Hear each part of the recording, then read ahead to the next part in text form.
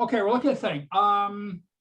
Wikipedia's dates for Pyrrhus are somewhere between 318, 319 to 272 BC. This is all shortly after the death of Alexander the Great. Here we go. Puts us in the middle of, and we are in the middle of what they call the Wars of the Diadochi. The Diadochi are the successors to Alexander. And we're going to go into that in some detail because it matters.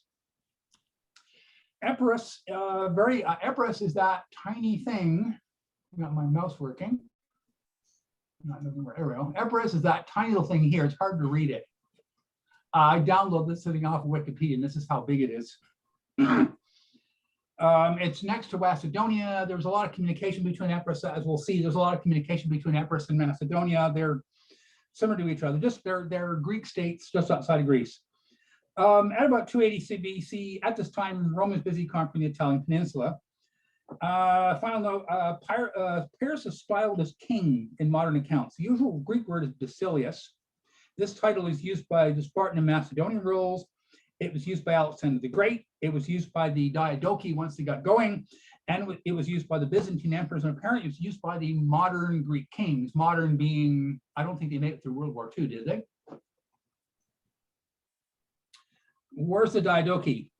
At his, I'll stay here.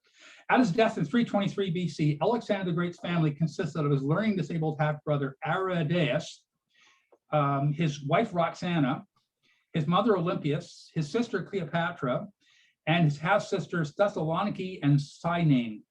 Alexander had the additional wives Statira II and Parasatis II. These were Persian women. I'm not sure why. Statira's, the first was her mom. I can't figure out why Parasatis is styled as the second.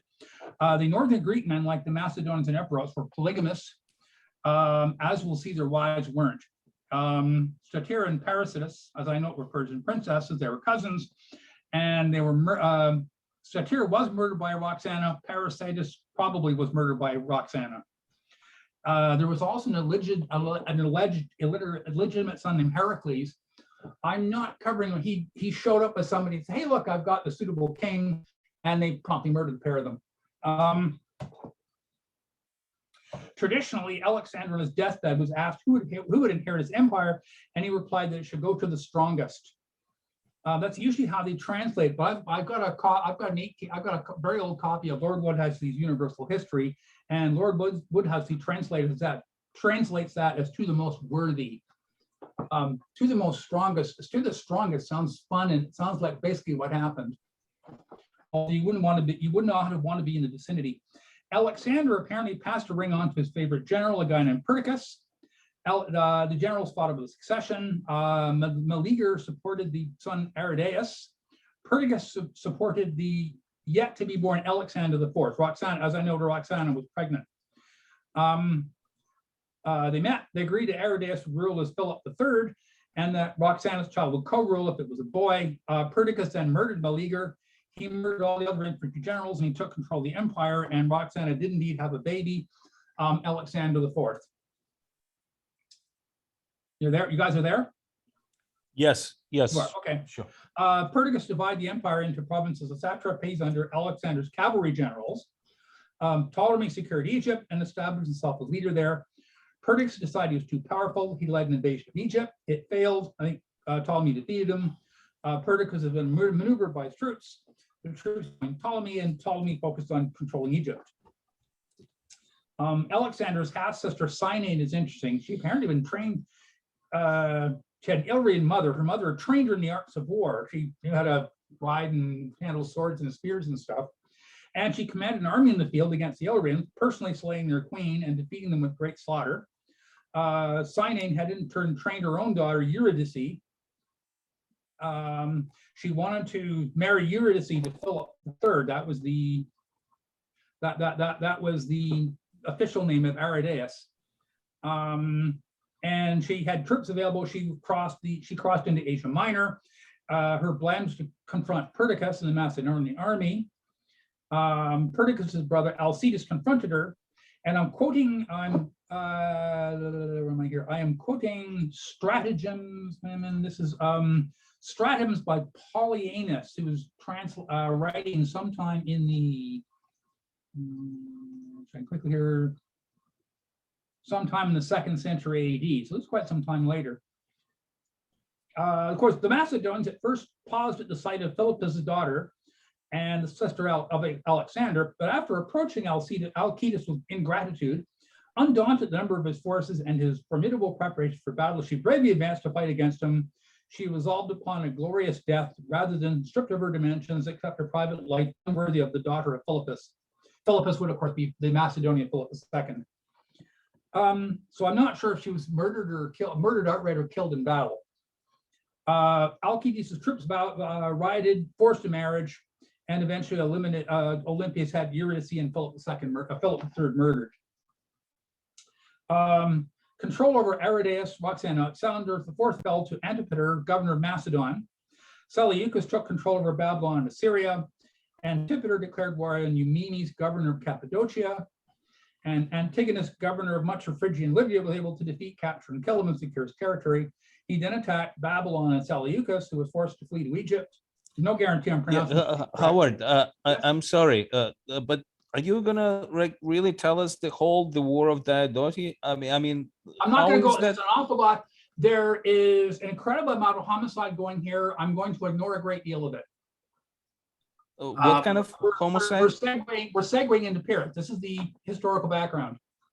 Right. And a number of these people will appear in the story of Pyrrhus.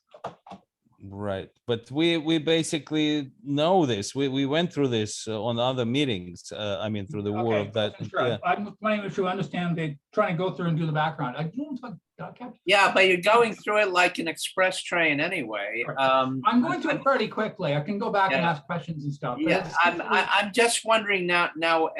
Epirus, the kingdom of Epirus. We're headed there. The kingdom of Pyrrhus is there. What? Yeah, maybe we just could go directly to Pyrrhus himself. We're getting to Epirus. We're getting to Epirus. Basically, there was all kinds of murder going on. That figure shows roughly. I can do that, no problem. That figure shows roughly what we've got. It's not, unfortunately, this is how big it was. There's Ptolemy, Antigonus, there's Seleucus. Demetrius does not seem to have territory, but he did have territory. He's going to matter to us. Cassandra controls Macedonia. Lysimachus controls Thrace. And we'll get to the next thing here. Just a quick list of Alexander's family. Olympias was Pyrrhus's aunt. I don't think the rest of them matter here. The people that did the murdering matter. We'll get to here. This is the Mediterranean Sea. I pulled the map up from Google and I traced it out, and I punched in the cities I found interesting. So this is the sort of big picture. We'll wind up here. There's Alexandria. The X's mark important battles. And I'll go to the next view, and we're looking at just some history. This is the Macedonian Phalanx.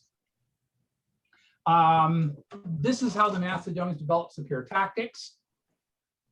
Pyrrhus generally used Macedonian phalanxes in his battles, so this is an important thing for him.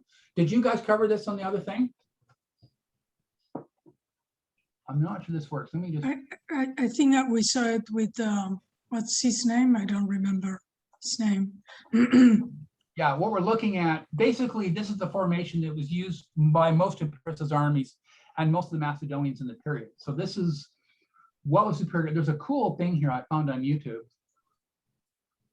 Well, was there any difference between the Macedonian phalanx and the any other kind of Greek phalanx? The standard massive difference. formation. This thing works.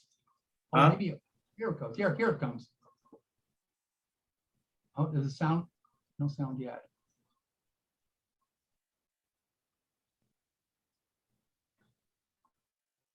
This is cool. These are Greek guys doing something in Turkey. Can you guys hear that? Yes. Well, not really. I mean, we hear something. Oh. not coming through. You see, this guy's carrying a circa. It's in two pieces. I'm not sure how they're going to assemble it. They're speaking Greek and Turk, so you can't understand. Most of us can't understand them anyway. We'll get to the point where he assembles it.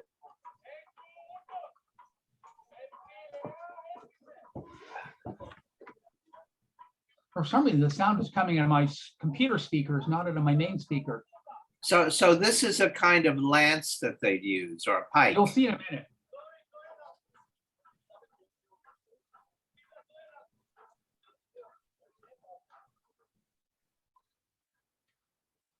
I mean, what's about to happen here is not function. If you're planning on spearing something, he's not going to come over and assemble your spear. Yes, so Sarissa is almost, at like 60-70% longer than It's about the 20 feet Greek. long, and Yeah. it's designed to be broken down into two smaller pieces so they can carry it around. But Now it's he picks up the longer stuff. than Greek spear that they used in the Greek phalanx, much longer. So this That's was how they this got it was done. an The other guy's advantage. patting it as a hoplite. So this was an advantage that the Macedonians have over the other Greeks with a much Yeah. longer pike. Yeah. Right. Yes, that's one of them. Yep.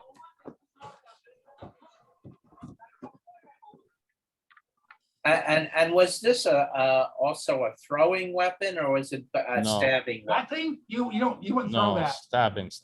You can throw I'm that. having a hard time understanding javelins. I'm a firm believer in Shaka Zulu's rule, which says if you have a javelin and you throw it at somebody, they've got your javelin, and they may be pissed off at you. You're giving it. Well, I guess the idea is you have to have a supply of them. Well, you do, but the point is you're giving the enemy a supply of them, and you're pissing them off. Yeah, I got it. Another obvious difference with the Sarissa, it's a two-handed weapon. You know, the shield Yeah. is attached to his arm, whereas the hoplite he's just got has a a loop. one-handed spear. Yes, he's got a loop in his shield, and he's got his arm through it. So doesn't have good control over his shield. And we'll see in a minute, he's got a much smaller shield than the hoplite does. Let's see if he can manage this. I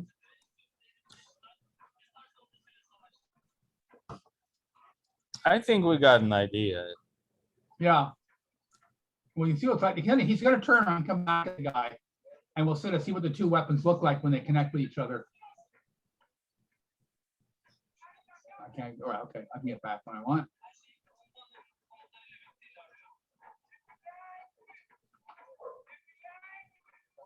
He'll come back here, and you'll be able to see what it looks like when he goes up against the shield. And remember, you're not. If this is one guy coming at you with this thing, you can dispose of him pretty easily. But it's not. It's about 500 guys coming at you with these things, and they're packed shoulder to shoulder in a formation. And the guys, and like but 4 guys behind them can stab you as you close in on them. So how does it work? You hit someone with your lance and then what? It's a spear. It's got a Or sharp tip. spear, You or stab them. whatever. You punch someone and then what? Here he goes. Well, they're stabbed. Yeah, they Yeah. kill people. No, it's Yeah. a spear. There's a spear tip. Yeah, Right. it has a sharp tip, so it Yeah. So you pull it penetrates. out and you keep going. I mean, that's And there's boom. And you see the Greek hoplite's got a spear there, and he can't reach him. So this is the Right. problem for the Romans as well. This might be a case for throwing javelins. This guy here would actually be vulnerable to somebody throwing javelins because he's not that well protected. So this is pretty cool. Okay, as, There is- as I far love as, let me address Marika's question quickly. So what happens, even if you impale the guy, you just keep pushing. And him being already, he's out of combat. If he goes backwards, that's going to disrupt the rest of the phalanx on the other side. So you don't really have to withdraw the spear. You just keep going forward. okay. Well, you wouldn't Yeah, throw that it. was my You'd stab him and question. die. Thank you. Yeah, you'd look for an opening and get them. On a Greek hoplite formation, they got hit in the throat and the testicles generally. Apparently, the Copus is, don't care about that one. This is, what's worth looking at here. Let's just look quickly at the Wikipedia page. That is a beat up Copus there. So this is probably what it sounds like. This is what Pyrrhus used in battle. Is that a long knife or a sword? What is That that? is a massive slashing weapon. How massive? How large? Let's have a look here. More YouTube. So my sound is not coming out through the, That's okay. The sound is not important. yeah, well, we'll see in a second.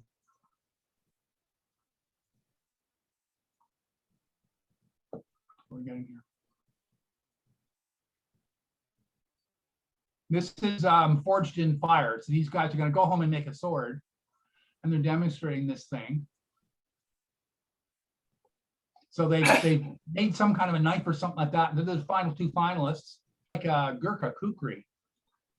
Uh-huh. Now fabricating the thing. I'm going to jump ahead. So they're hammering multiple pieces of wood, so they're creating a Damascene effect. Oh, this is cool. Howard. Yeah. May I make a suggestion? Maybe Yeah. leave it to the end. Let's get to Pyrrhus. Let's Yeah, talk about okay. Pyrrhus, and then we'll get this to We'll the get end. there. Yeah, okay, we can do And then that. maybe you can send me a link and I can post it on mine and I can Yeah, share. I can do that. I've got my notes are HTML. I was going to post them at some point once I was happy with them. Let's take a quick look here. I think basically this is big and scary. We'll see what they do with it. I wasn't going to do the whole, we don't need to do the whole video.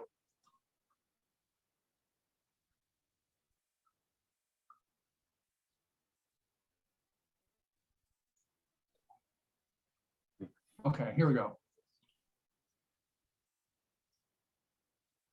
They're going after a ballistic gel target here. And we can see what this thing looks like.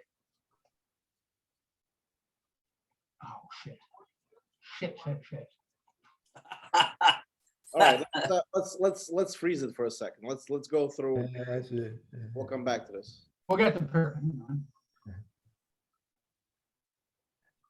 Give me a second. The guy will have it out here. So you can see how big it is.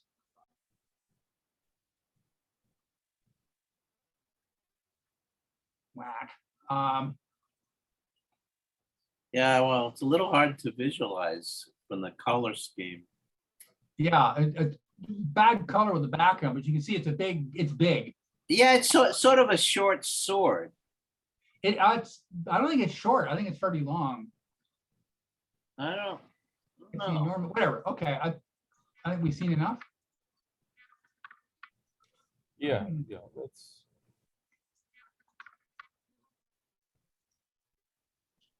Okay. No, I don't want to be there. What's going on here? Ah.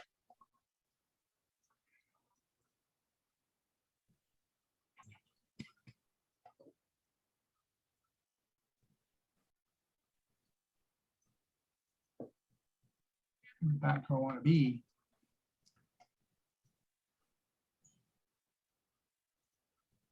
Okay, we're gonna be difficult here, are we? Hang on. It's all right. Let's just move Yeah, on. I'm That's trying to enough get to of where the I'm trying to movies. get to where I'm supposed to be.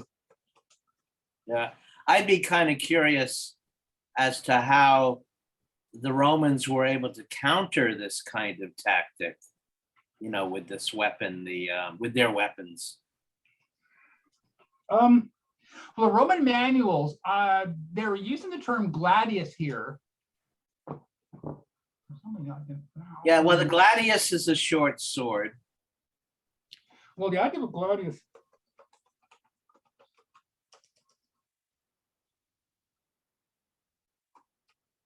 This HTTP is my local network.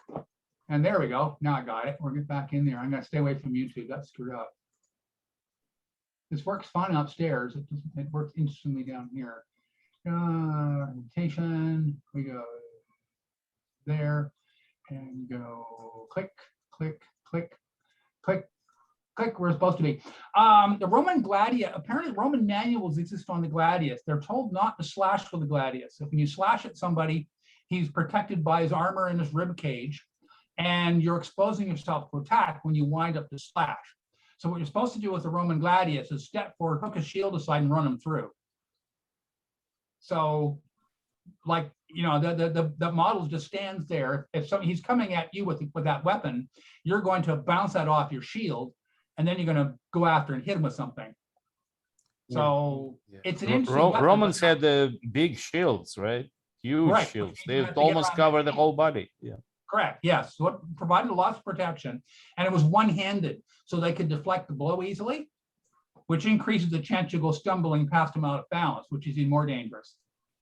And did the Romans at this time, this early time, have this kind of turtle formation where they could sort of cover themselves with the shield, like not only the shields in front, but the back ones would have the shields overhead?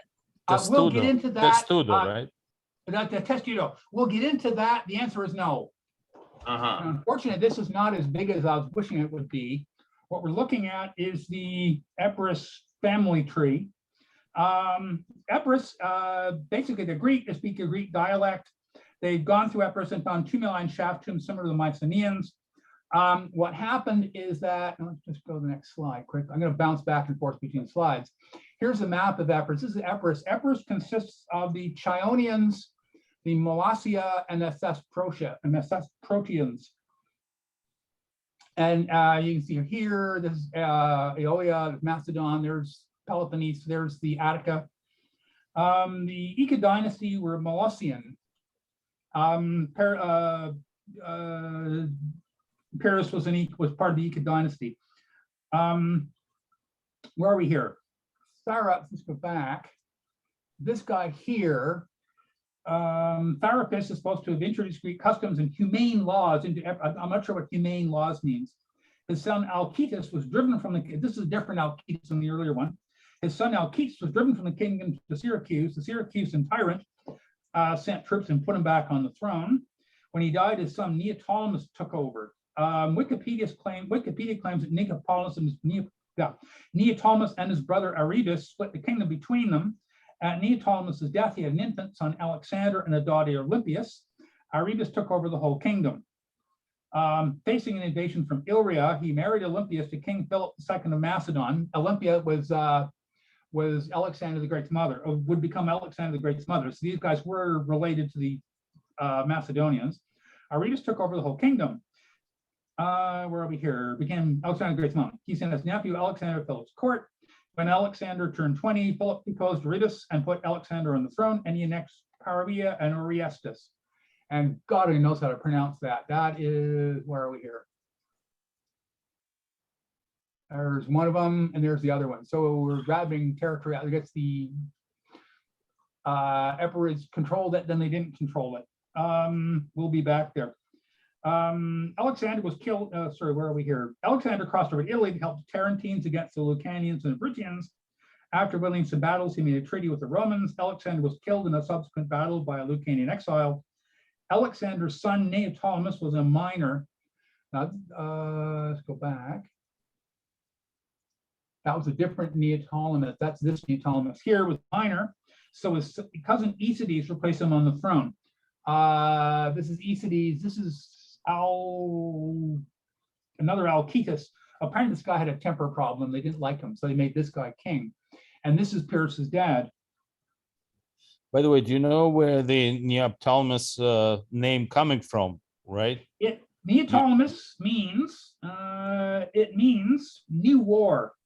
No, but it's not what it means. Oh, sorry, I forgot to mention that. He's a son of Achilles. Yes, he was. Yes, he was. He's a son of Achilles, and he is actually supposedly legendary founder of this dynasty because his son from Diadamia, or maybe even from Andromache, who was his concubine at the time, was Molossus, and he was supposedly founded this dynasty, and the name of Molossians comes from him.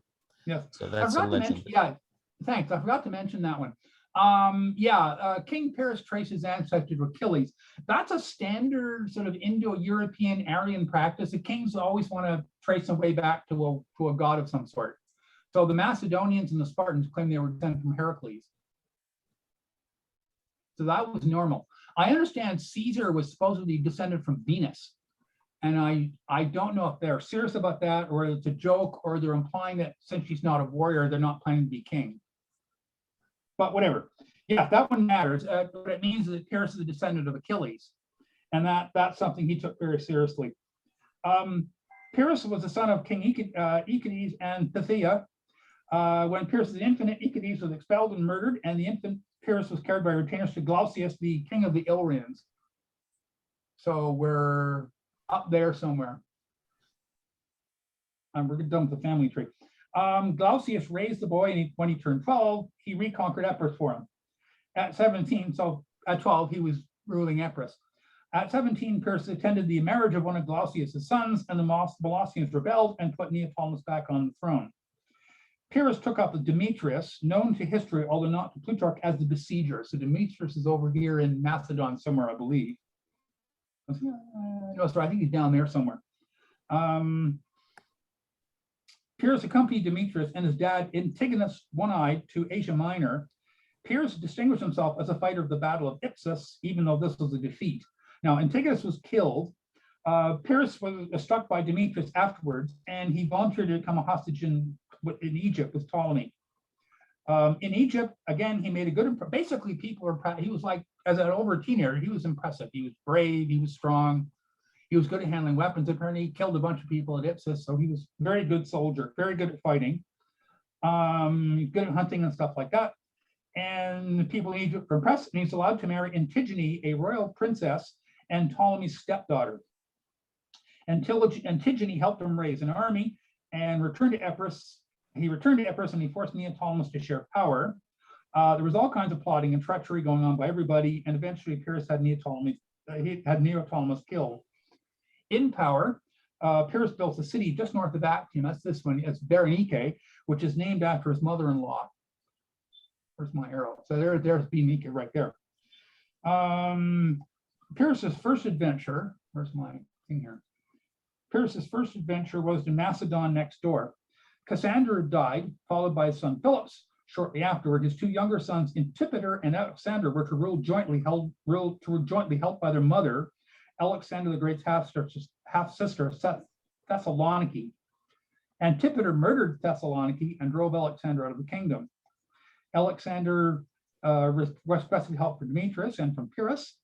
Demetrius was Billy. Pyrrhus demanded territory as a reward. He wanted the districts called Tymphaea and Paralia. So that's these two guys. And he wanted a bunch of territories down here. These are, where am I? Ambracia, Arcania, and Amphilochia down in Aetolia. Alexander agreed, and Pyrrhus set to work capturing Macedon. Lysimatris in Asia Minor, which puts him way over here somewhere, decided to help out Antipater by sending fake messages from Ptolemy of Egypt. Pyrrhus thought, they should have had the salutation, the father to the son, health, but they wrote King Ptolemy to Pyrrhus, the king, health. So Pyrrhus wasn't fooled. Regardless, they made peace. In reading Plutarch, it was not obvious exactly how that worked. Demetrius arrived. He murdered Alexander and proclaimed himself king of Macedon. Pyrrhus moved the capital of his kingdom to Ambracia, that's here, and he built a palace. And apparently, this place was quite a nice town, at least until the Romans plundered about 100 years later. Demetrius was married to Pyrrhus's sister Diadania, which is partially why they were friends. That is up on that is shown up on the family tree up here. Around there somewhere. There it is, right there. But she died, so they weren't really related anymore, and they became rivals for control of Macedon. Demetrius attacked and subdued the Aetolians, leaving a force behind under his general Pantachus. Demetrius marched on Pyrrhus. Pyrrhus marched on Demetrius, but they missed each other. Demetrius ravaged Epirus. Pyrrhus located Pantocchus' forces and fought a battle. Pantocchus was considered to be one of Demetrius' best officers in courage, dexterity, and strength, and he challenged Pyrrhus to one-on-one combat. Pyrrhus, descended from Achilles, responded, and they fought with lances and swords until both were wounded. Pyrrhus overthrew Pantocchus. My best guess is he didn't kill him, he somehow got away, but this encouraged the Epirots to charge the Macedonian Phalanx, rout it, slaughter the fleeing troops, and take prisoners. The Macedonian troops' response to this was remarkable. They admired Pyrrhus. Pyrrhus reminded them of Alexander, the great Alexander. Basically, he was like Alexander. He was a swift, strong guy that hurled himself into the thick of the battle, into the center of all of his battles. As a ruler, Pyrrhus was gentle and moderate. He tried very hard to repay favors. He tolerated criticism. He was also generous to prisoners and other captured enemies. He returned home victorious. His people proclaimed him eagle, and he replied, "By you I am an eagle, for how could I not be such while I have your arms as wings to sustain me?" This seems to have been a quiet period in Pyrrhus's career. He used his time to write a series of books on military tactics and generalship. Pyrrhus was credited by Hannibal with being the first to write about castramentation. That's the art of laying out military camps. He may have also written stuff about siege devices and tactics. He was a famous general, and this is why. Hearing that Demetrius was sick, he launched a raid into Macedon, reaching Edessa, which is up here somewhere. Reaching Edessa, Demetrius recovered. He summoned a large army and chased Pyrrhus back out again, inflicting some fairly heavy losses on his troops. Demetrius stopped at this point. Demetrius wanted to invade Asia Minor. He was assembling a large army to do that. So he made peace with Pyrrhus. And this, of course, pissed off everybody else in the Eastern Mediterranean because they could see they were about to be attacked. Meanwhile, Pyrrhus had married Lanassa, the daughter of King Agathocles of Syracuse, receiving the island of Corcyra, which is this thing here, as part of his dowry. This is now called Corfu. He also married some barbarian princesses. I think most of them had sons.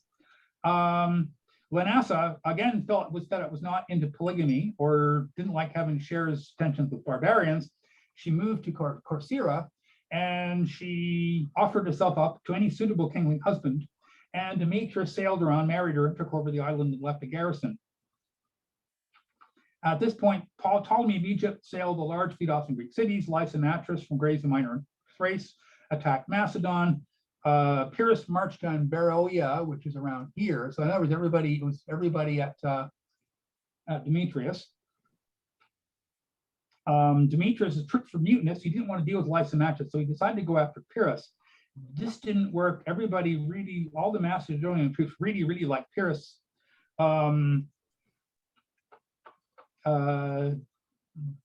agents of Pyrrhus approached him and reminded him that Pyrrhus was invincible in arms, a glorious warrior who treated those he had taken kindly, humanely. There were suggestions that Demetrius was a tyrant and that Pyrrhus would be a better political and military leader. Demetrius had to flee, and Pyrrhus took control of Macedon. So Demetrius controlled cities here, and he controlled Corinth and chunks of Greece in this general area. Lysimachus arrived, and Pyrrhus and Lysimachus divided the kingdom and sort of agreed not to wage war for the moment. That didn't last. Plutarch's writing about this goes, Pyrrhus, having thus retired into Epirus and left Macedon, fortune gave him a fair occasion of enjoying himself in quiet and peaceably governing his own subjects. But he who thought it a nauseous course of life not to be doing mischief to others or receiving some from them, like Achilles, could not endure repose. And he ended off with a poem, but sat in language far, deserting battle and shout of war. Meanwhile, let's go to the next map. I have to go back to here. Meanwhile, the Romans are at war with the Tarentines. Control. The Tarentines are not capable of fighting the Romans, but due to, and again, I'm quoting some of the foolhardiness and viciousness of their popular speakers, they weren't willing to give up. It was suggested they make Pyrrhus their general. Some wiser Tarentines suggested that everybody make merry while they had the freedom to do so, since Pyrrhus would end all of this when he took charge, and of course they were ignored.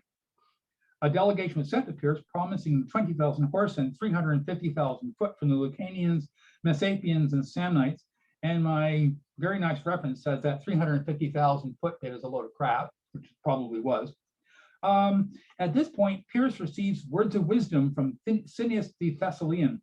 Cineas was an older guy. He was a pupil, had been a pupil of Demosthenes, the Athenian orator. Pyrrhus used him as a diplomat and stuff, and general source of advice. Cineas approached Pyrrhus and engaged him in a dialogue.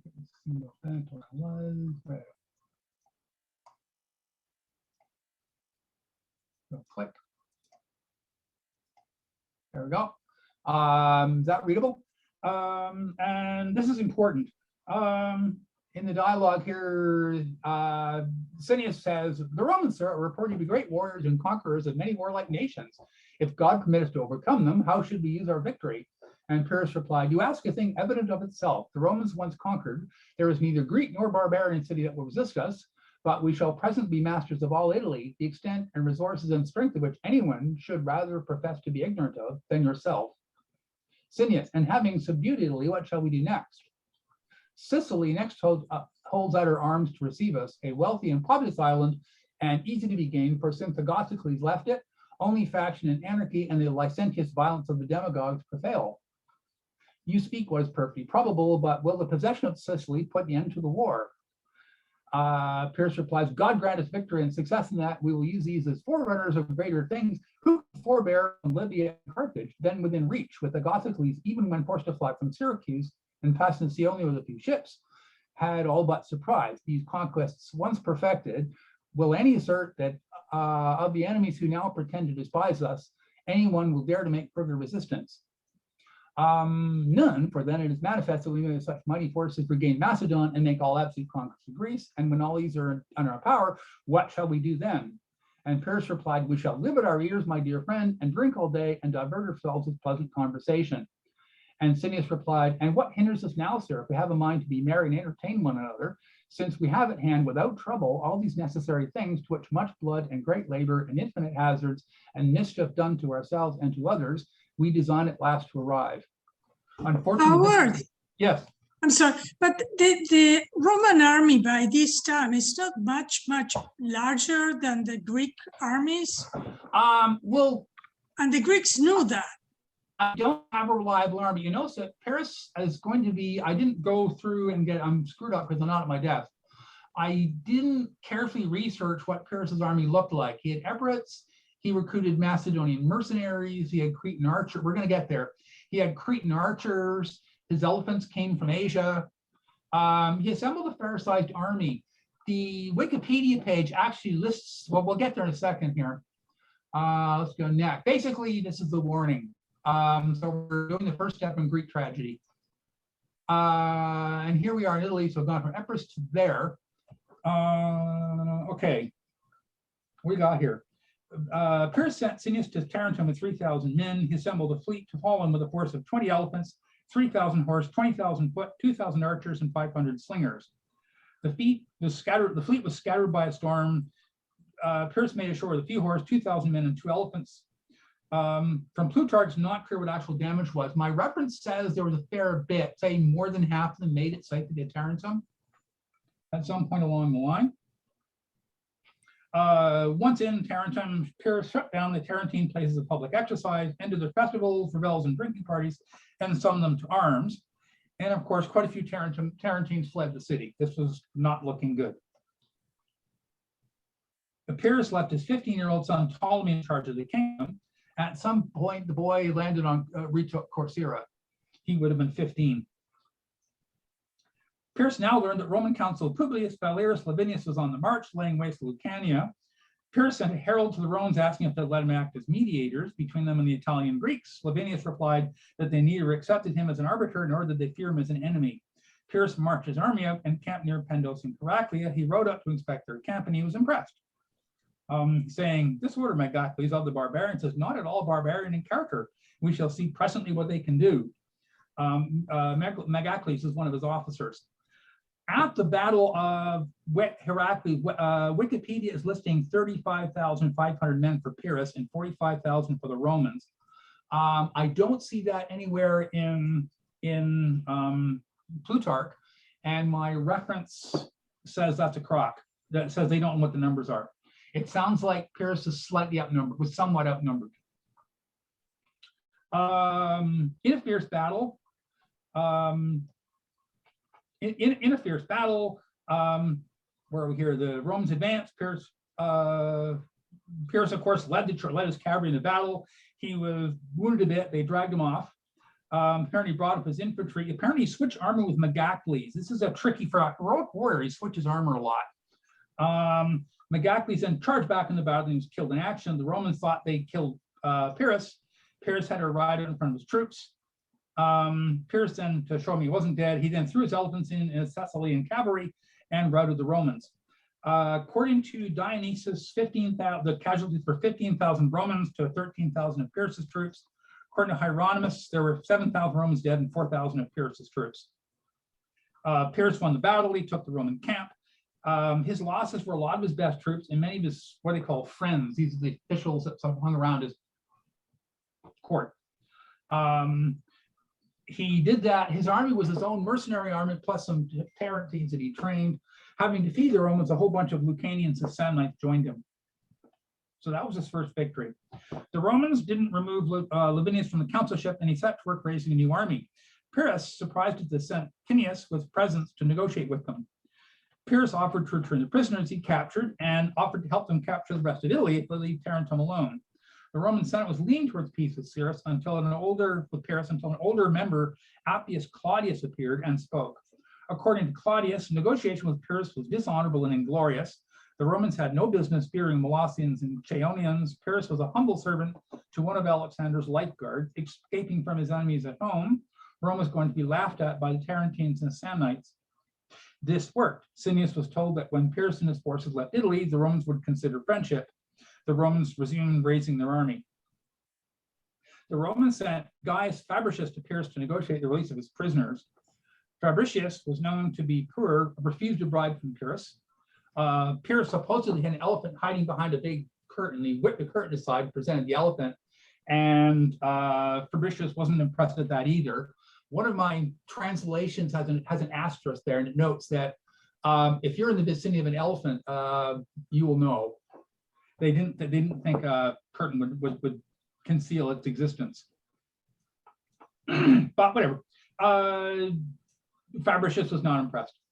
Apparently, Fabricius had talked about Epicurus with Cineas back in Rome, and he told Pyrrhus, "Oh, Hercules, may Pyrrhus and the Samnites entertain themselves with this sort of opinions as long as they're at war with us." So apparently Epicurus was not a warrior's philosopher. Pyrrhus was impressed with all this and he tried to recruit him. Fabricius refused. Pyrrhus replied, the prisoners to return home to see their families and participate in a religious festival. It was agreed that would return afterwards, and they did return afterwards. The Romans kept their word. Back in Rome, Fabricius became consul along with Quintus Aemilius. They received a letter from Pyrrhus's physician offering to poison him in exchange for some suitable reward. They forwarded this back to Pyrrhus with their own letter. That letter goes, Gaius Fabricius and Quintus Aemilius, consuls of the Romans, to Pyrrhus the king, health. You seem to have made an ill judgment both of your friends and enemies. You will understand by reading this letter sent to us that you are at war with honest men and trust villains and knaves. Nor do we disclose this to you out of any favor to you, but lest your ruin might bring reproach upon us, as if we'd ended the war by treachery, as not to be able to do it by force. So everybody was being Pyrrhus gratefully returned his Roman prisoners without demanding a ransom. He again tried to negotiate peace, but the Romans refused. You know how everybody's being chivalrous as hell here. Pyrrhus's next battle with the Romans was at Asculum. I don't know if you can find Asculum here. Now, Pyrrhus actually, after his first battle, he actually marched on Rome here. He ran out of supply. Well, I guess winter came, so he had to go back and winter somewhere. So Asculum was over there. So he wound up fighting over there somewhere. Pyrrhus won. Hieronymus reporting 6,000 Roman losses, and Pyrrhus reporting 3,550, or some account 3,550 comes out of Plutarch. All the other ones say 3,505. Those are amazingly accurate numbers. Dionysius' account gave the total losses around 15,000. Upon being congratulated on his victory, Pyrrhus made his famous reply that another such victory would undo him. Maybe now is a good time to look. Here is a Manipular Legion. The Romans, I've got but this is coming from Soldiers and Goats, which is a whole thing on ancient warfare. At the time of Pyrrhus, a Roman army formed in what was called a Manipular Legion, or a Legion of Maniples. Later on, they changed over to a Legion of Cohorts, and it was quite a different formation. So what you've got here is, who did the presentation on Roman politics? I was hoping he'd be here because he might be able to add details. This formation consists of, back up to the top, what's on the tactic? This formation, because the guys in front are called velites. Can you read the text on that graphic? Yes. Which You one? can, okay. Yeah, we can read. These guys in front. Veli This is a scat- maniplets of hastati, followed by the maniplets Yeah. of principles, middle, Okay. and maniplets of the triary, rare. That's basically it. Yeah. Yeah, okay. The velites are the guys in front. These are the poor soldiers. They will be, as you can see, they're not organized. They're just kind of a swarm. They're equipped with a small shield. Wikipedia says javelin, but some other source said multiple javelins. These javelins are about 3 feet long, and they were small. And you definitely threw them at people. They had a sword and a helmet. They tended to be younger, poor soldiers in the thing. They tended to wear distinctive outfits so that people could recognize them as they did something. The Romans were extremely aggressive. I'm sorry. Which one is the front? This is the front. Okay. That's the front. So that's the first set. That's basically just 1,200 guys. Velites means fast men. Just 1,200 guys in a disorganized mass. So as you advance on the Romans, these guys would throw spears at you and harass you and make things difficult. And they kind of fall back into the next rank. The next row are the hastati. There are 10 120-pound maniples of hastati, which roughly means spearmen. These guys carry a large oval shield called the scutum. I mean, when I click on scutum at my notes here, I get a large rectangular shield, but it was a big single-handed shield. There were a helmet, greaves, breastplate or chainmail. They carried a sword, and they carried a pair of pila, which are heavy throwing javelins. These are the Roman pilum. The row behind now, the princeps, same thing. 10 maniples, 120 men each, and they're basically armed like the hastati. And we go back and behind that, they are the triari. These are 10 60-man maniples. These guys are armed much like the hastati and princeps, except they don't have a javelin or a pilum. They have a long thrusting spear called a hasta. And they're drawn up in some sort of a formation. My reference Soldiers and Ghosts claimed, we don't know how the hell this thing worked. This is an incredibly deep formation, which means you'd be able to flank it fairly easily. It's observed that this is flexible. I can move troops around quite easily. The later Legion of Cohorts is a series of large forts that came along like a century later, is a bunch of large formations like a phalanx.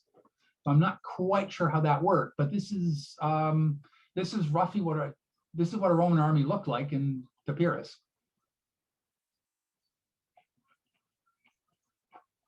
Let's go back to the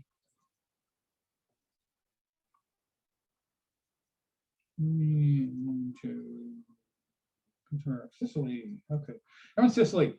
Pyrrhus. Okay, Pyrrhus is back. Has fought 2 battles. He's back in Tarent wintering, and the Sicilians approach him and they offer him the cities of Agrigentum, Syracuse, and Leontini, and he is to drive out the Carthaginians and rid the island of tyrants. He's also learned that Ptolemy Ceraunus has crossed somehow one of these guys has gotten over there and got himself massacred by Gauls. Not too worried about that. His son, there were some invasions. His son, I think, had to fight off a Macedonian invasion as well, but he managed. We're on here. Pyrrhus decided to attack Sicily. Oh, the concept with Ptolemy Ceraunus dead, there was an opportunity to seize Macedonia, but he's not in Macedonia, he's in Italy, so he goes for Sicily. He left a garrison, he left lots of unhappy Tarentines in Tarentum, and he crossed the Strait of Messina, I guess, into Sicily.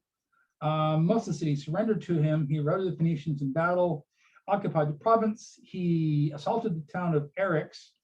He led the attack. He was the first over the wall, and he captured the town. Some barbarians out of Messina. Messina is around there somewhere, as far as I can tell.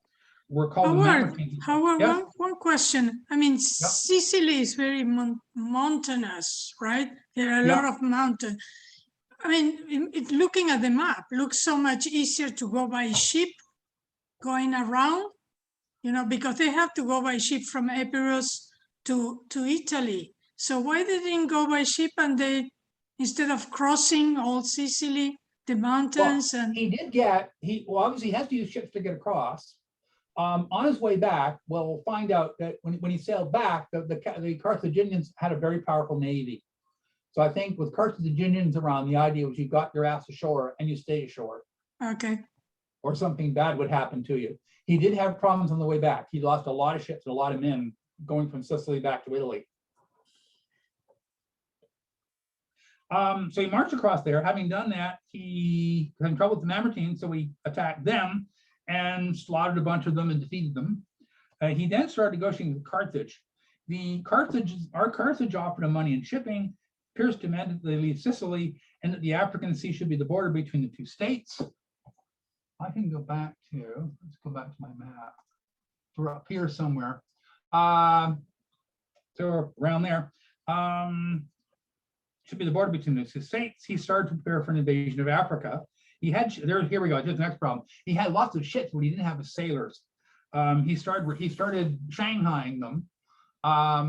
The people in Sicily didn't like being shanghaied into the navy, and he also executed a couple of leaders, and they quickly began to perceive him as a tyrant.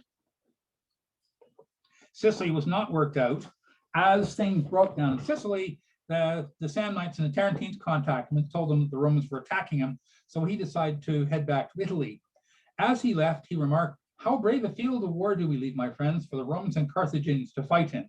It is, of course, observed that that was prophetic. As he sailed off, he was attacked by the Carthaginians and he lost quite a few ships. So I'm assuming that a big part of his army wound up at the bottom of the ocean, wound up at the bottom of Sea Strait. Having got back to Italy, he found that some Mamertines had crossed ahead of him and were attacking vulnerable points of his column. At some point, Pyrrhus was wounded and dragged away from the battle. A large, brightly armored Mamertine approached, advanced ahead of the group, and challenged him single combat. An enraged and blood-spattered Pyrrhus broke away from his guards, struck the man on the head with his sword, and cut the man in two. The Mamertines had had enough, and they let Pyrrhus march in peace. Where am I here? Where's my, here it is. My laptop doesn't have the screen resolution, it's my TV. Back to Tarentum. He arrived at Tarentum with 20,000 foot and 3,000 horse. He recruited some choice Tarentine troops and he advanced on the Romans. He sent some troops to Lucania to tie down a Roman force that was there. With his remaining troops, he advanced on the Roman force under Manius Curius. Pyrrhus attempted a night march towards the Roman camp. They got confused and then lost, and then the Romans discovered them. The subsequent battle of Beneventum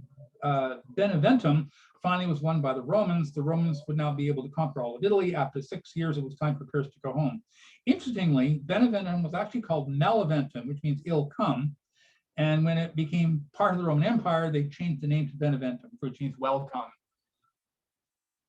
So at the time, it appears to have been called Maleventum. There, okay, we took a look at the Roman Empire. We are back to Greece.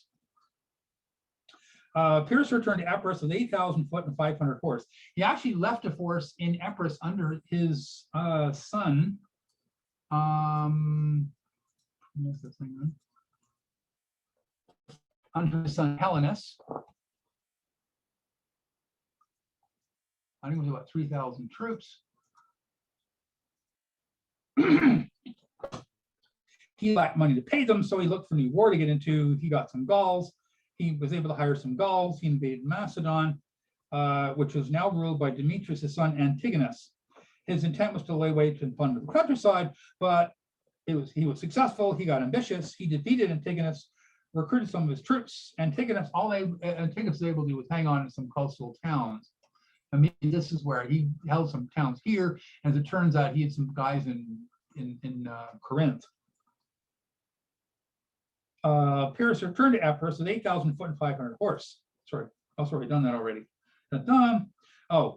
Pyrrhus was captured some spoils and captured some Macedonian spoils, and he hung them up in the temple of Minerva Itonis with the inscription, Pyrrhus, descended of the Molossian kings, these shields to the Itonian goddess brings. One from the valiant Gauls when in the fight, Antigonus and all his host took flight.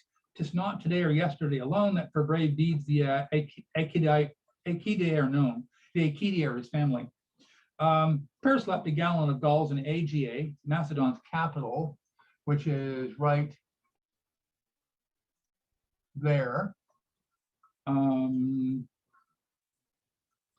apparently they were the Gauls dug up some tombs of old kings. They stole the treasure, they scattered the bones around, and journeyed pissed off the Macedonians.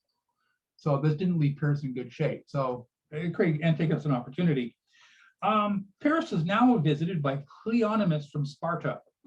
The Spartans had made Arrius king in preference to the arbitrary and absolute Cleonymus. I'm a little confused about this because historically the Spartans have two kings. There's one from the Aegeid family and one from the Eurypontids family. And I think these guys were Aegids, I think. In any case, the elderly Cleonymus had married a beautiful young woman of royal blood named Chilonis, who had fallen in love with Arrius' son Acritatus. In other words, the guy ruling has a son, and the girl likes him, not the other king. Cleonymus invited Pyrrhus to Sparta to put him back in power. There is no mention of straightening out a marriage. And he didn't want Pyrrhus as a marriage counselor anyway, I think. Pyrrhus headed for Sparta with 25,000 foot, 2,000 horse, and 24 elephants. King Arrius was not there, as he'd gone to aid Gortinians in Crete. Pyrrhus judged Sparta to be indefensible, so he didn't rush to attack. The Spartans had time to get ready. They considered shipping their women away to Crete, but the women led by Queen Archidamia refused. The women pitched in to help dig a trench and fortify the position in front of Pyrrhus's camp. This gave the Spartan warriors a chance to rest before the battle. In the morning, the women handed the men their arms and exhorted them to conquer or die gloriously as became Spartans. And Chilonis retired with a halter about her neck, resolving not to be taken alive. Pyrrhus advanced at the head of his infantry. His son Ptolemy, with 2,000 Gauls and some choice Chaonians, marched around to attack the flank. Acritatus, seeing this, led a counterattack and drove them off. He returned to town victorious and covered in blood. He seemed to the Spartans to become taller and more beautiful. They envied Chilonis for having so worthy a lover, and I love this quote. They suggested he be happy with Chilonis and beget brave sons for Sparta.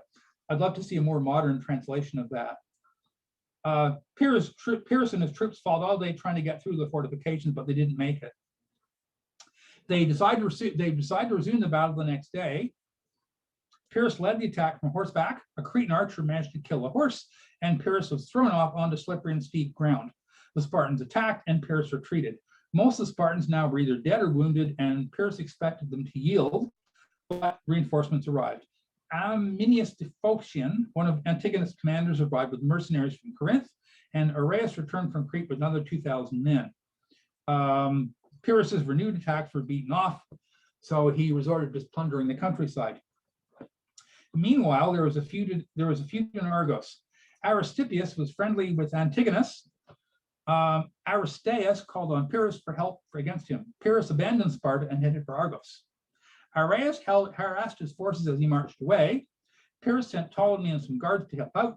Ptolemy was killed in the fighting by Oryssus from Aptera in Crete, and the guards fled. Pyrrhus, enraged, led a charge of Molossian horse, killed the Spartan commander Evalcus, and slaughtered a whole bunch of other Spartans who tried to defend his body. Pyrrhus then resumed his march to Argos. Learning that Antigonus was in the area, he set up camp outside the town. He sent a herald to Antigonus, calling him a villain and challenged him to battle. Antigonus replied that in conducting a campaign, he relied more on opportunities than upon arms, and that many roads to death lay open to Pyrrhus if he was tired of life. That was the Perrin translation from Plutarch.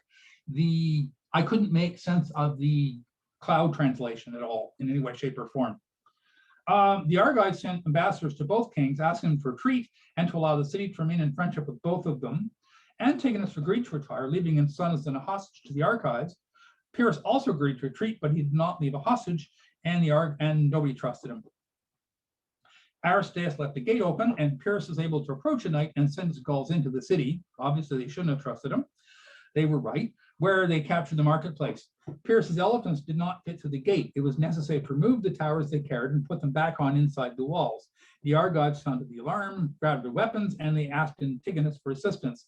Aristeas also arrived with 1,000 Cretans and some Spartans.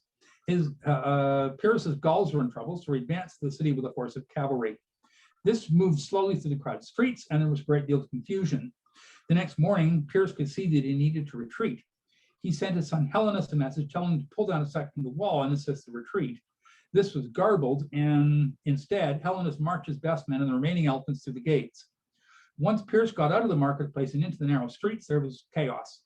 An elephant fell over in the gate, blocking the exit. Another elephant's rider had been killed, and it had apparently picked up the rider and was running, had picked up its mahout and was running around with the dead mahout in a state of panic, trampling everything. Everybody was jammed in and unable to use their weapons. Pyrrhus removed the crown from his helmet and rode his horse into the thickest part of the enemy. He was slightly wounded by a lance through his breastplate. I'm going to quote Plutarch because this matters. By an archive, not of any illustrious birth, but the sound of a poor old woman, archive of lowly birth. Pyrrhus turned on him. The woman, watching from the rooftops and seeing her son in danger, picked up a tile and threw it with both hands, hitting Pyrrhus on the head below his helmet. Pyrrhus, stunned, fell off his horse. A soldier who had served under Antigonus recognized Pyrrhus, and he chopped his head off. And that's the end of Pyrrhus. I'm fascinated with this. Let's go to the next. Whoops.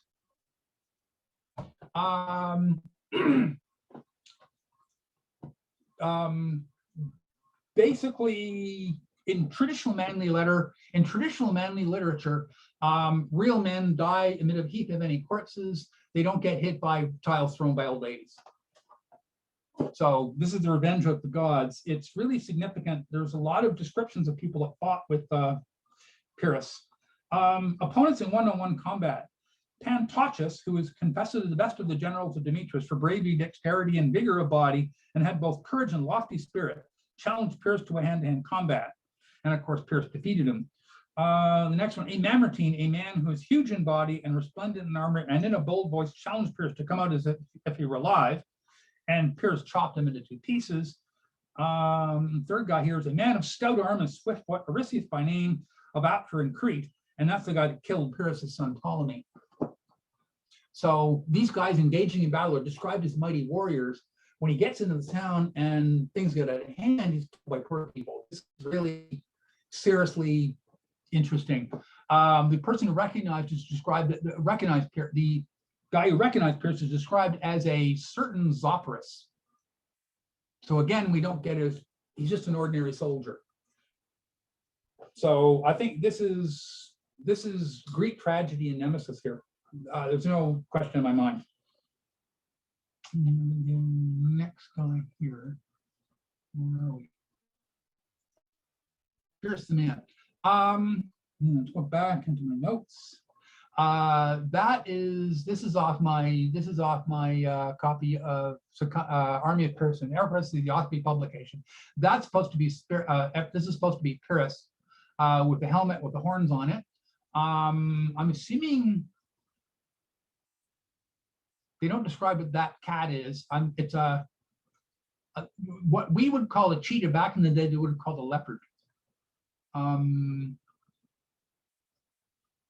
they weren't promised. These are supposed to be Macedonian troops. So what he's doing here is he's persuading the Macedonian troops to join him. You notice they're wearing oak leaves on the helmets. That was what the Ephrains wore for identification. So in a battle, you got a bunch of guys wearing similar kit, same armor, same weapons. You don't know which side they're on. So you stick some decoration on it to make all of that clear. As a general, bunch of things here. Asked who the greatest soldier was, Antigonus the One-Eyed replied, Pyrrhus, if he lived to be old.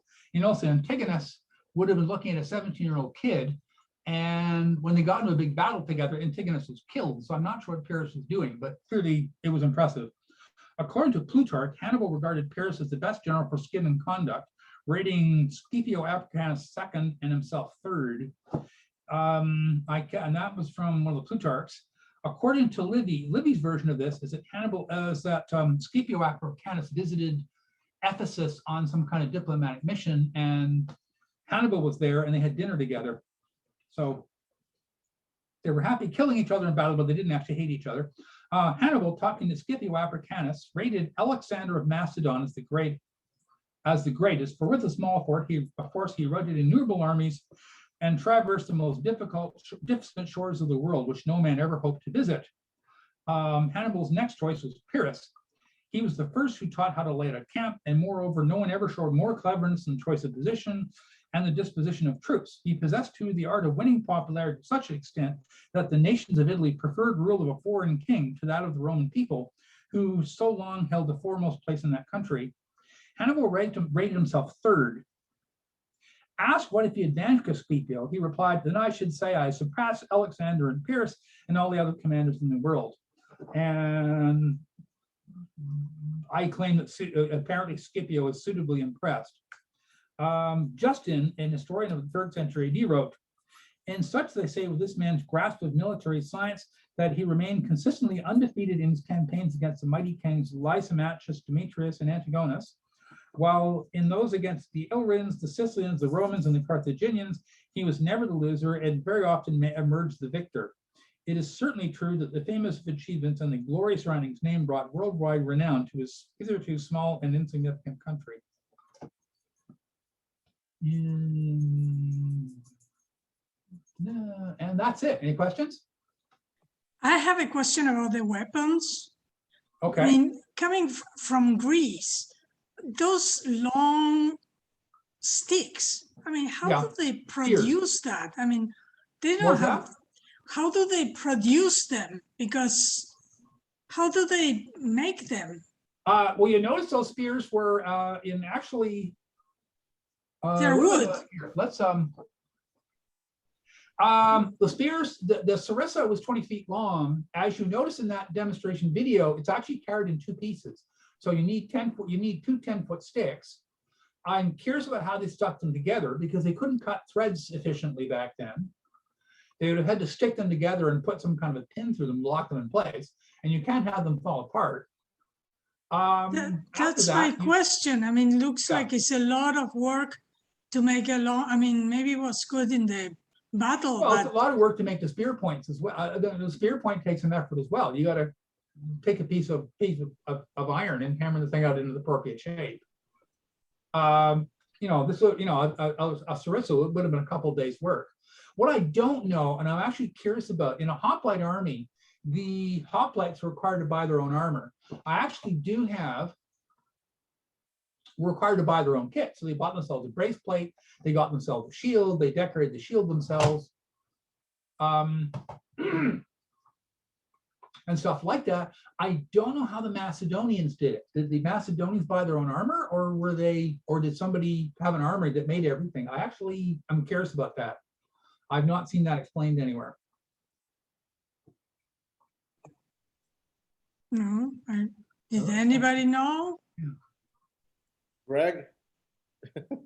Okay. Greg. So I don't know about that one. You've got to manufacture.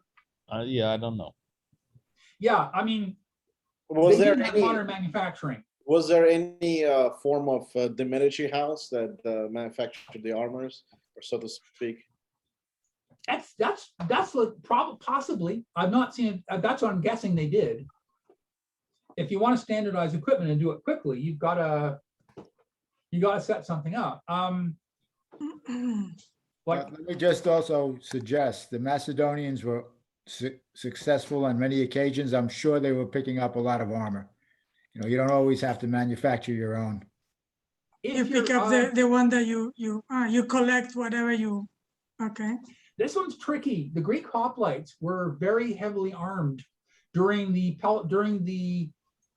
Persian Wars. They had breastplates and stuff like. As the Peloponnesian Wars went on, they made increasing use of light troops called peltasts, And the hoplites themselves actually threw away the breastplates. In many cases, a hoplite would march into battle wearing helmet, wearing greaves, and absolutely nothing else. He'd have his shield and his spear. Like literally, he fought naked. And like the armor doesn't work, it doesn't that important. You've got a big monster shield in front of you. At the Battle of Marathon, the Athenians had to run across an open field quite some distance while the Persians shot arrows at them. So if they hadn't been wearing armor, the shields would have protected them anyway, and they would have run quicker and spent less time being shot at. In the case of the Macedonian Phalanx, and let's go back to that. Let's go to, share screen and go back to my thing here.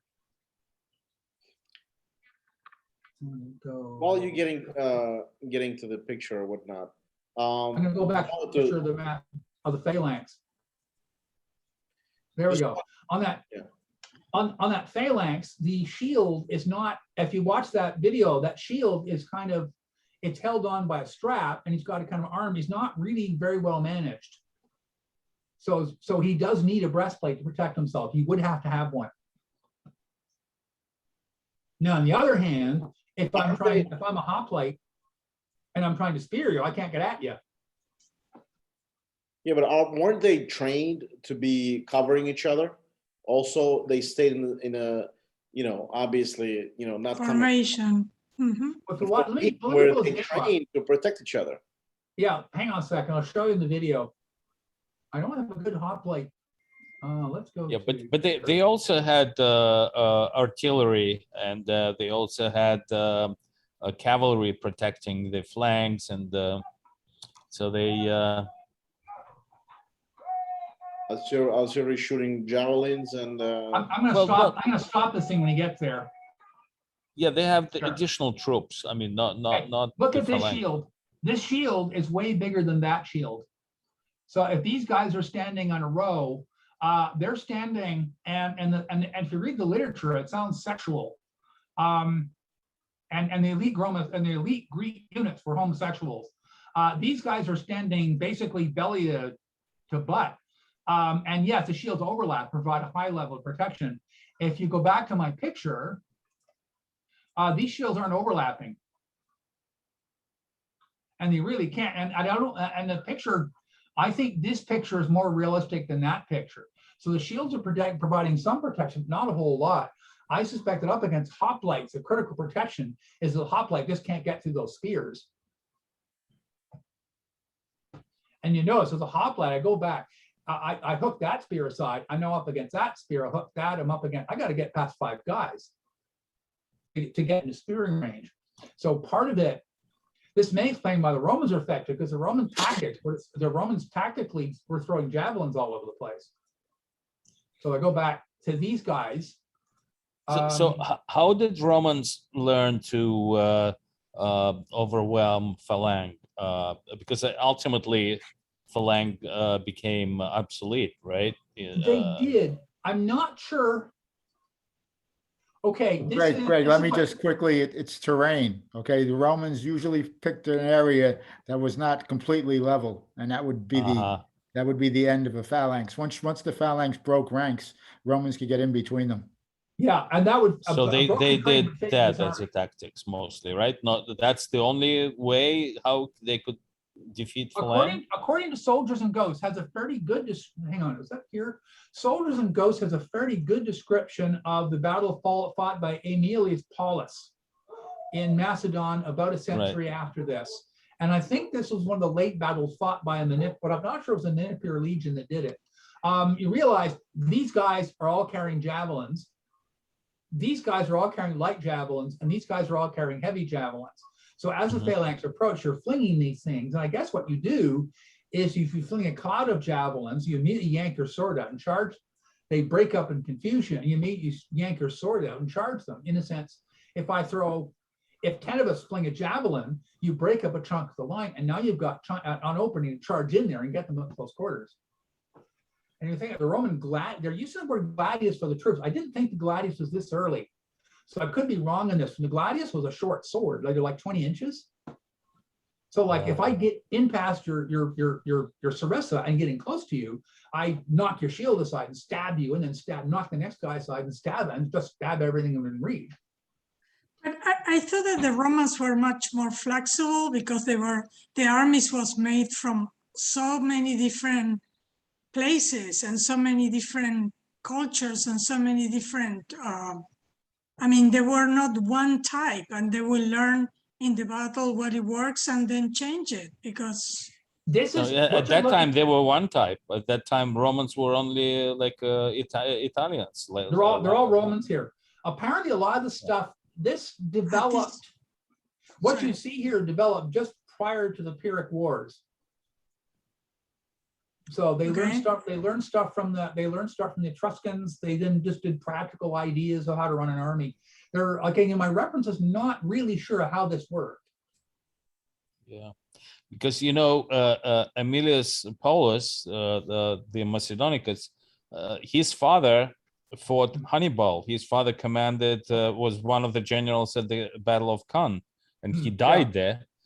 So I mean, I'm sure son learned something, because they really screwed up royally there. Well, I don't know. Once Pyrrhus got into Italy, a lot of his troops were hoplites. And that actually provided some flexibility. He could put a Macedonian phalanx next to a bunch of hoplites, and that made it easy to juggle forces around or something like that. He could swing flanks around and such. Yeah. So maybe having both kinds of troops is a good idea. I'm not sure. I would basically up against the Macedonian phalanx, throwing javelins is actually a good idea if you immediately charge it after them. Joe, what about Joe? I mean, you usually know this kind of stuff in details. Do you have any idea how they? Don't forget that short sword is. Well, the short sword, any sword that the Romans carry, you don't just have to, if you can just cut the head off the sarissa, that sarissa is just a piece of wood. And yes, it could still impale somebody. You can also go under the sarissa. If you got guys with a lot of flexibility, you know, and the Romans are, you know, very well trained, they're athletic, you can get under that. You know, so I'm sure these things were going on. We don't know about them. What I like most about this formation here, we would call that today, we call those people skirmishers. Those are the guys who go out front, you know, and they create as much mayhem as they can and fall back as the weight comes upon them. The Romans. It does, and it may be. One account said they carry one spear. I found another account that said they carried 5 or 6 of them, and that makes sense if you're throwing stuff. But the key here is that they throw a couple spears to piss me off and get them charging. They fall back into here. Now you throw. These guys aren't throwing little spears; they're throwing the pylons, which is a big heavy thing. So you throw that, and that punches through shields, punches through armor, and creates general havoc. And this is your chance to charge into the thing. I'm getting past this. If you looked at that guy carrying that sarissa, that in a one-on-one fight, that sarissa is hopeless. You wouldn't have a chance. And if you read up in the Tudor drill, it says that a guy with a knife can reach you in a second and a half. So like, you know, you come at the guy with the sarissa, he grabs the end of sarissa, yanks out his gladius and just rushes at you. And you now have to drop the sarissa and pull your secondary weapon out. And you have a second and a half, you're dead. So it's not, it works in a huge formation and nowhere else. Now, I have a different question. Not necessarily on the fighting, but what was the thought process of Pyrrhus? Now, he knows that the the Italian peninsula is pretty much was colonized, and some nights has been somewhat subdued by Latins, and he goes in and he hopes that they will turn. There will be turncoats and kind of support him in fighting against Romans. And knowing that also, there's an additional question, is let's say he didn't have a plan B, right? He'd have no way of resupplying his troops with new people because of the fact that Romans could always get new people. He wasn't able to recruits. It's a good question. What was his process? What was his thought? When Pyrrhus got into Tarentum, he had to train the Tarentines as soldiers, and he did that. He regarded that as something he was good at. He regarded that as something he was good at. it was something he could do. Actually, there was a quote in there somewhere. If you give me a big man, I'll make him brave. Yeah, but it Yeah. takes time. I don't know why they didn't support him.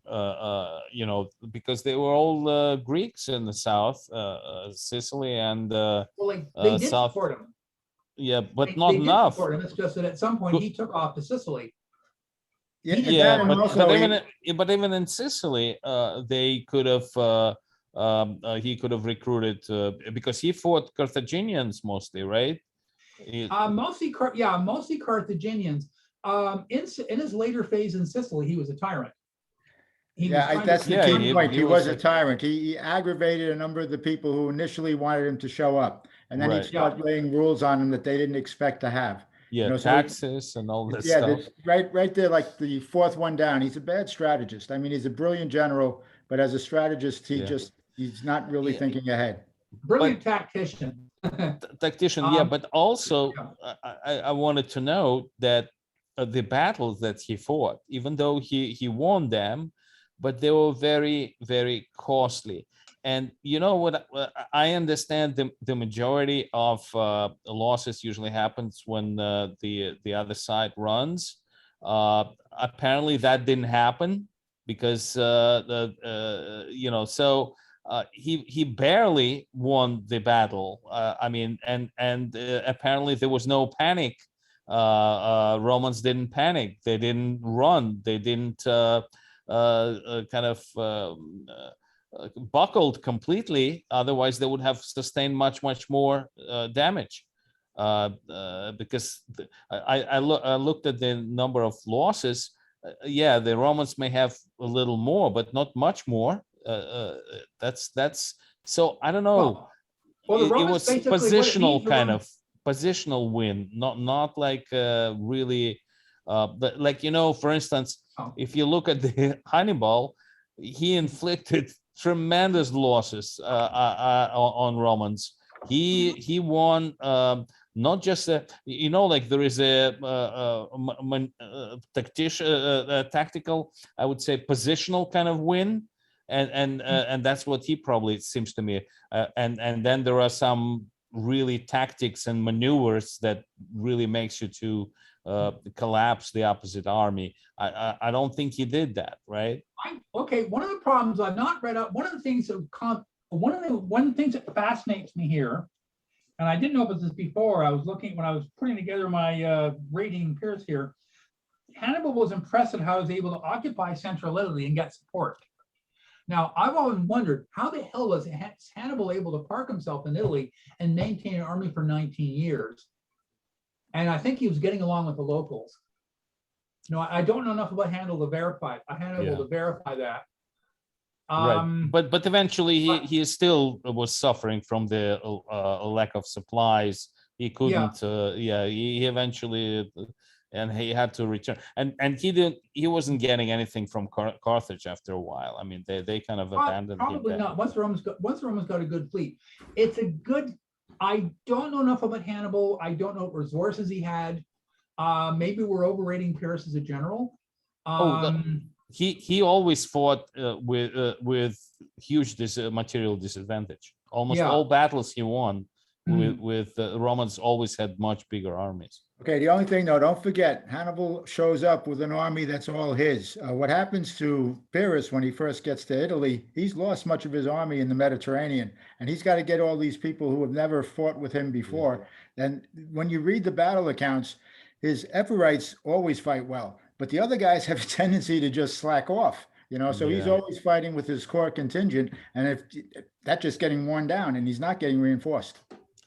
Yeah, and that's what happened in his battles. This is his central trained Epirate troops kept getting killed. And I also wonder. And the people in Tarentum, some people in Tarentum wanted to fight. Other people took off. They said, "Uh-oh, we see where this is headed." It's tricky. Another issue is I'm wondering about how mobile was. It doesn't sound like Pyrrhus was spectacular at maneuvering troops. How mobile was Hannibal? Well, interesting. Hannibal was Pyrrhus mobile. does that. One thing I'd really like to know, he manages to maintain his elephants for quite some time. Hannibal's elephants are gone like in the first campaign. Well, but I think Pyrrhus- the trick there is to stay the hell out of the Alps. I would wonder, I read stuff on horses in World War II, 20 pounds of feed a day to keep a horse going. Like in World War II, like German army, for example, in World War II relied on horses for transport. The amount of horse food they had to ship to the front line was mind-boggling. Try to imagine how they must have had to feed elephants. You notice that there weren't very many. I think the most elephants he had was 28. I also wonder that maybe to train a soldier in the phalanx style, fighting is maybe much harder than in the Roman style because it requires much more coordination, handling. I'm just thinking it's harder to Well, we don't know. replenish. It The seems to impression me. I'm getting, it wasn't that difficult. In a phalanx, you stand in your phalanx position, you follow some simple orders. You point your spear and you stab people with it. It's probably not that complicated. Pyrrhus was competent. But they all have to work together. So No, it's they like, have to. Yeah, they have to work it's together. like a ballet. I mean, it's Yeah. like They a all- dance. They also have to have maneuvers to change directions because that's what Macedonian Phalanx was famous for compared to the Greeks. They could change like directions, like they could like change everything, and if somebody attacking from the flank, they were fast enough to turn. yeah. I was under the They impression don't the turn. They just like had maneuvers how you turn the people with sarissas, and they will. Yeah, they were You can training. watch. I think the Swiss have guys that reenact their pike formations, and they don't turn. What happens is everybody does a right turn. If you're attacked by cavalry on the side, everybody does a right turn. They lift their spears up. Yeah, everybody does a that's right. turn, then Exactly. they swing them Yes. down. Yes, exactly. don't That's what think- I meant. But that's Yeah. also it's very Yeah. coordinated because there's so many people, they're so tight. I mean, Mm. if you don't do it right, I mean, the whole thing is kind of like gonna screw it up. It could be. Yeah, and I'm don't under the forget, impression you Phalanx have to is be able to relatively get these, flexible. you have to be able to have people hear you. So when you call something, you call a command like that, if Right. you can't get that information out, you're gonna have total disruption in your phalanx. Yeah. Well, that's why they blow trumpets and stuff like that. That's why I use trumpets and bugles. They're loud and you can hear them, and drums and stuff. So you train them to do that. But the point is, when Pyrrhus got ashore in Tarentum, he was absolutely comfortable turning the Tarentines into infantry. He didn't regard that as a problem, and he didn't seem to think that was a problem in Sicily either. He felt training soldiers was straightforward. Maybe he was wrong, but he won lots of battles. Yeah. He won lots of battles. It's hard to say. I don't know enough about Hannibal, and doing the research here, had enough surprises that I'm not willing to make grand statements about Hannibal. So the Romans were another reference. One of the comments, Army of Pyrrhus. Let's go back to another reference here. I can't see it from here. So previous. This book, this is a really neat book on ancient warfare. It goes from the Greeks. I recommend this highly. What I'll post my notes, and I'm going to post my notes on my website. I've got to go through and just do some error checking, but it does have my bibliography. I recommend this book highly. He starts off discussing Homer because the Greeks were all obsessed with Homer, and he describes how the Greeks were all into excellence. They were very competitive. And somehow they had to get that sort of competitive ethos into the hoplite and become hoplites, which is a guy in a formation, standing in a formation.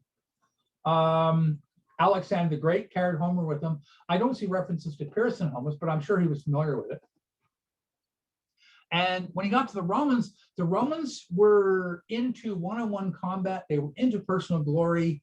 The Romans were determined to jump on somebody. They were, on the battlefield, they had to cover themselves in glory. So these guys in front, if you're marching up in this army, these guys in front are batshit crazy. Remember, they're lightly equipped, but they've all got distinctive clothes on. So if they run out there and chop some general off his horse, you're going to know who did it. And they'll be able to go back and boast about it. So the Romans were crazy aggressive. The author felt that the Romans just somehow hit the right combination of aggressiveness and strategy. In a sense, the Romans had been more methodical, they would have followed better procedures, but Pyrrhus would have outfought them. And if they'd been a bit crazier, Pyrrhus would have outmaneuvered them. So I really, really recommend this book. Okay, all right, I guess, yeah, it's time to Yeah. finish this. Okay, All thanks, right, Howard. thank Thanks, you. Zach. Yeah, Okay. thank you, guys. Howard. See you Okay. Sunday or Thank you very much, everybody. Tuesday, next Thank Tuesday. thank you, everybody, for Okay. being Have a on. great Sure. job. Thank you. Bye. Thank Okay, you. take care, bye. Okay, good night.